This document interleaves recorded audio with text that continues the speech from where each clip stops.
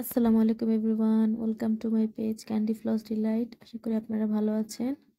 আজকের ডেকোরেশনে থাকবে এই সুন্দর কেকটি। এই কেকটা ছিল হাফ ভ্যানিলা এবং হাফ চকলেট ফ্লেভারের মধ্যে। কেকটি অর্ডার দিয়েছেন আমার একটি ম্যাম, ভার্সিটির ম্যাম। তো উনি 2 পাউন্ডের কেকটা নিয়েছেন, হাফ চকলেট এবং হাফ ভ্যানিলা। তো আমি 8 ইঞ্চি মোল্ডে এভাবে অর্ধেক চকলেট এবং অর্ধেক ভ্যানিলা স্পঞ্জ কেক বেক করে নিয়েছি। আপনারা চাইলে আলাদা করে নিতে পারেন, তো আমি একসাথেই নিয়েছি যাতে একটু সুবিধা হয়। যেহেতু কেকটা আমি 8 ইঞ্চি মোল্ডে বেক করে নিয়েছিলাম, এই জন্য এটাকে আমি 3টা স্লাইসে ভাগ করে এবং এভাবে সাজাই।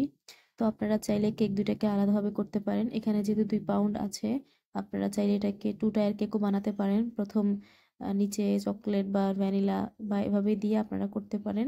তো আমার কাছে এটাই অনেক সুবিধার মনে হচ্ছিল, তাই আমি এভাবেই করে নিয়েছি। তো আমি বোর্ডে প্রথমে একটু ক্রিম নিয়ে নিয়েছিলাম, প্রথমে চকলেট ক্রিম নিচ্ছিলাম। তো এখানে একটা বিষয় অবশ্য মাথায় রাখতে হবে, কোন পাশে আপনি চকলেট স্পঞ্জ দিচ্ছেন এবং কোন পাশে ভ্যানিলা স্পঞ্জ, সেই জিনিসটা মাথায় রাখতে হবে এবং সেই অনুযায়ী হচ্ছে ক্রিম দিতে হবে। এখানে 2টা ক্রিম তৈরি করতে হয়েছে আমাকে, একটা ভ্যানিলা হুইপড ক্রিম আর একটা হচ্ছে চকলেট হুইপড ক্রিম। তো আমি 2টা ক্রিমকে আগে থেকে তৈরি করে নিয়েছি এবং 2টা পাইপিং ব্যাগে হচ্ছে আলাদা ক্রিমগুলো আমি রেখে দিয়েছিলাম। পাইপিং ব্যাগ দিয়ে এভাবে ক্রিম দিলে হচ্ছে প্রতিটা লেয়ারে সমানভাবে ক্রিম ক্রিম বসে।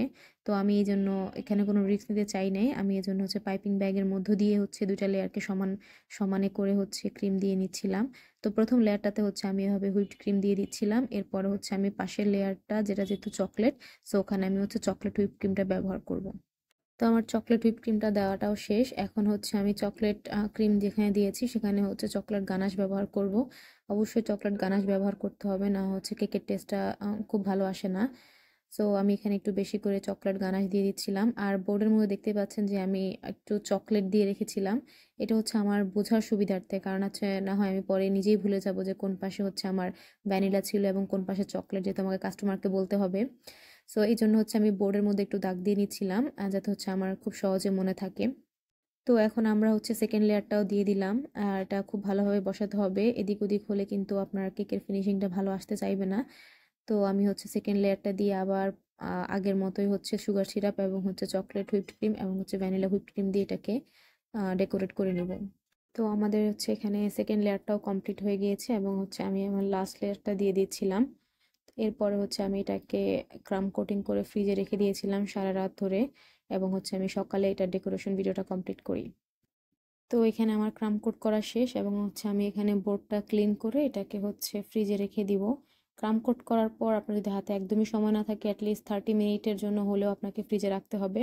তাহলে হচ্ছে ক্রিমটা ভালো মতো সেট হবে এবং ডেকোরেশন যখন আপনি করবেন তখন হচ্ছে কেকের গুঁড়াগুলো উঠে আসবে না এবং হচ্ছে একটা স্মুথ ফিনিশিং দেওয়া ইজি হবে। তো কাস্টমারের রেফারেন্স পিক অনুযায়ী কেকটাকে আমাকে ব্লু কালার হুইপ ক্রিম দিয়ে হচ্ছে কভার করতে হবে, তাই আমি এখানে হচ্ছে ক্রিমের সাথে হালকা একটু জেল ব্লু কালার মিশিয়ে এটাকে কালার করে নিয়েছিলাম। তো এই ক্রিমটা হচ্ছে আমি পাইপিং ব্যাগের মধ্য দিয়ে হচ্ছে কেকের মধ্যে দিয়ে দিব, এতে করে হচ্ছে সব জায়গায় হচ্ছে ক্রিমটা সমানভাবে বসবে। তো আমার হচ্ছে চারপাশে ক্রিম দেওয়া শেষ, এখন আমি একটা স্প্যাচুলার মাধ্যমে চারপাশে ফিনিশিং টেনে নিব।